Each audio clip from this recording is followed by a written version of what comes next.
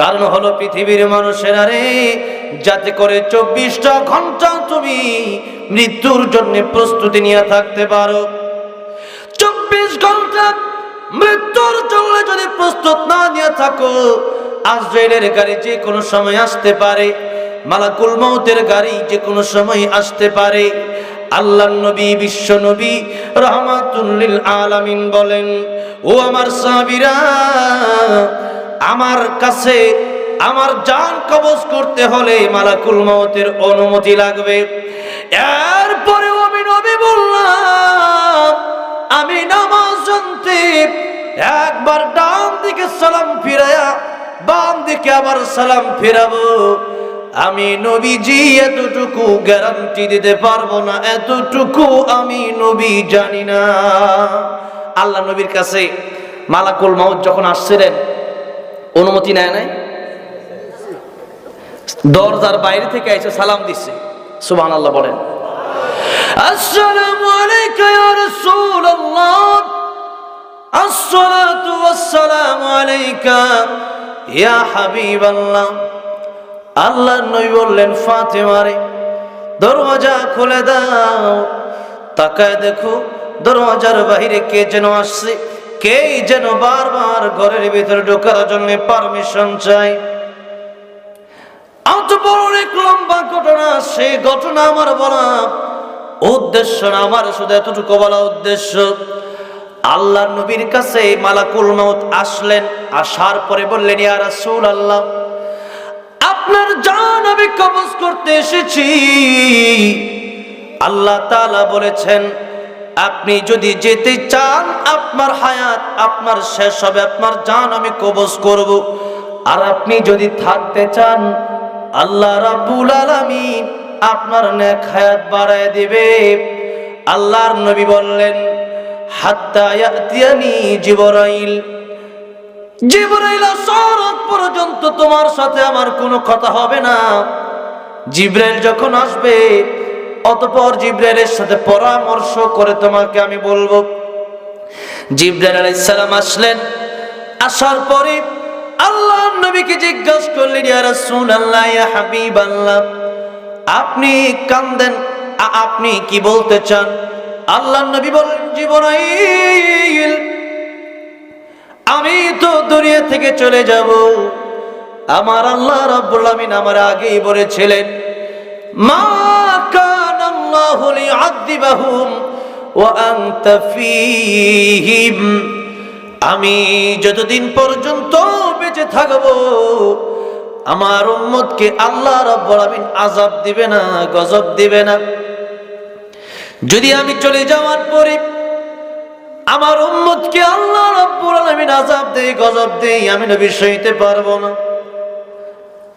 জিবরাইল আলাইহিস সালামকে আল্লাহ রাব্বুল আলামিন জানায় দিলেন, আমার নবীকে বলে দাও, তার উম্মতকে একসাথে আমি আল্লাহ রাব্বুল আলামিন অন্য নবীর উম্মতেরা গুনাহ করলে যেরকম ধ্বংস করে দিতাম, তার উম্মতরা গুনাহ করলে আমি আল্লাহ রাব্বুল আমিন তওবার সুযোগ করে দেব। বলেন সুবহানাল্লাহ।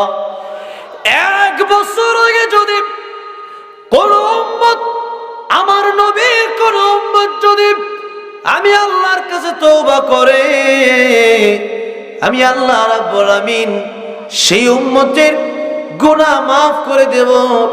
আল্লাহর নবী বললেন, জিবরাইল না, আমি তাও রাজি না। আল্লাহর নবীকে জানায় দেওয়া হলো, ইয়া রাসূলুল্লাহ, ইয়া হাবিবাল্লাহ, এক মাস আগে যদি কেউ তওবা করে, আল্লাহ রাব্বুল আলামিন তার আপনার তওবা, আপনার উম্মতের তওবা কবুল করবে। নবীজি বললেন, এটাও আমার হবে না, এক মাস অনেক লম্বা। ইয়া রাসূলুল্লাহ, ইয়া হাবিবাল্লাহ, আপনার উম্মত যদি একদিন আগেও তওবা করতে পারে, তাহলেও আল্লাহ রাব্বুল আলামিন মাফ করে দেবে। আমার নবী বললেন, একদিনও অনেক লম্বা।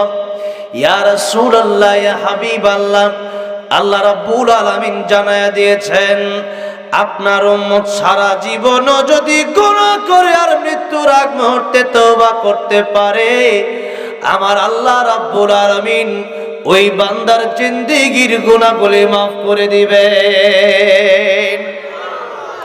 নবীজির একটা হাদিস শরীফ আছে, সাহাবায়ে কেরামদেরকে নবী একবার নয় অনেকবার নবী শুনিয়েছেন, আল্লাহর এক বান্দা নাম তোর কিফিল, এমন কোন গুনাহ নাই সেই ব্যক্তি এমন কোন গুনাহ নাই যেই গুনাহটা করে নাই। সুন্দরী যুবতী এক মেয়ে তার কাছে আসলো। কিফিলের অভ্যাস ছিল সুদ দেওয়া। সুদ যারা দেয়, সুদ যারা নেয়, সুদ যারা লেখে এবং এই সুদের যারা সাক্ষী হয় সবাই সমান অপরাধী। একবার নবীজি বলেন, 1 দিরহাম সুদ যদি কেউ খায়,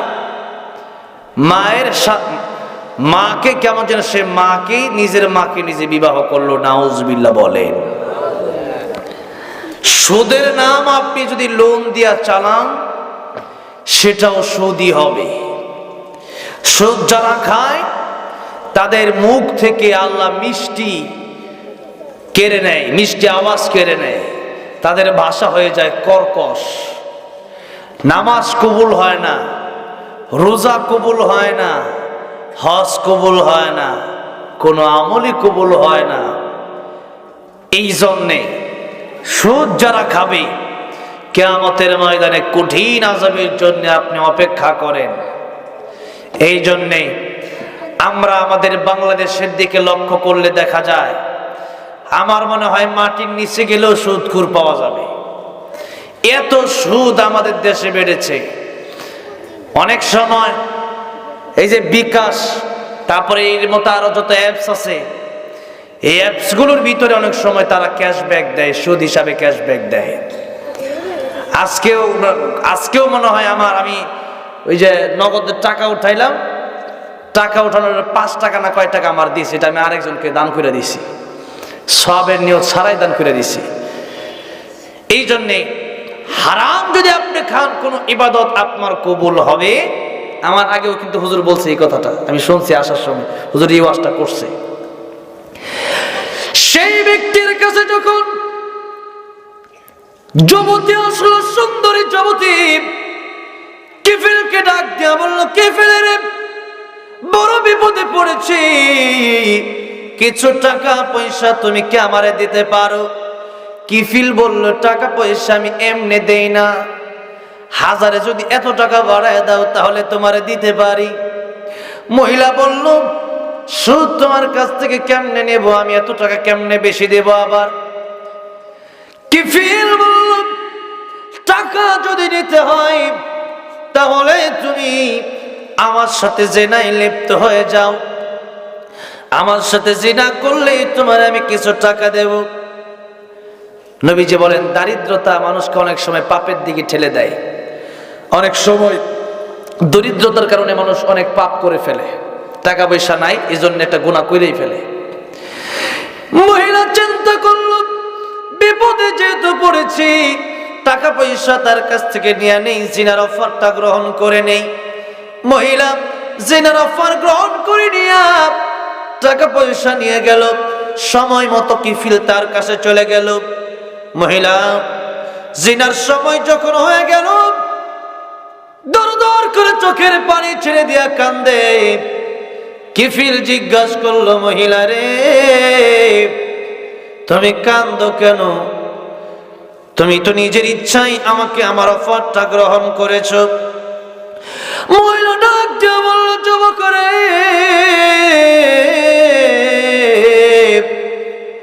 আমি তোমার অফারটা যদিও গ্রহণ করেছি,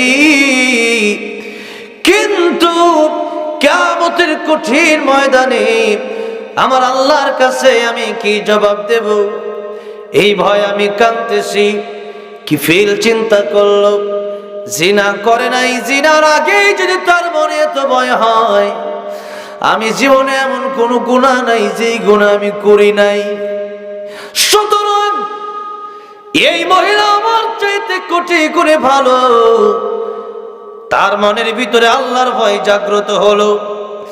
মহিলাকে ডাক দিয়া বলল, মহিলা রে, তোমার চোখের পানি দেখে আমার জীবনের পরিবর্তন হয়ে গেছে।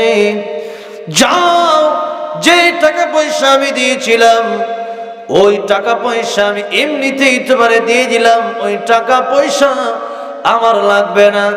আর আমি আল্লাহর কাছে তওবা করতেছি, আর জিন্দেগির জন্য আমি সুদ খাবো না, ঘুষ খাবো না, আর জিন্দেগিতে কোনো মহিলার সাথে জিনা করব না।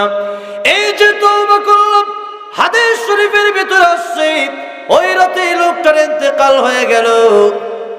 জালেমের ইন্তেকাল হয়ে যাওয়ার কারণে এলাকার লোকেরা বড় খুশি হয়ে গেল। কিফিলের ইন্তেকাল হয়ে গেল, জালেম ইন্তেকাল করেছে, আজকে আমরা বড় খুশি।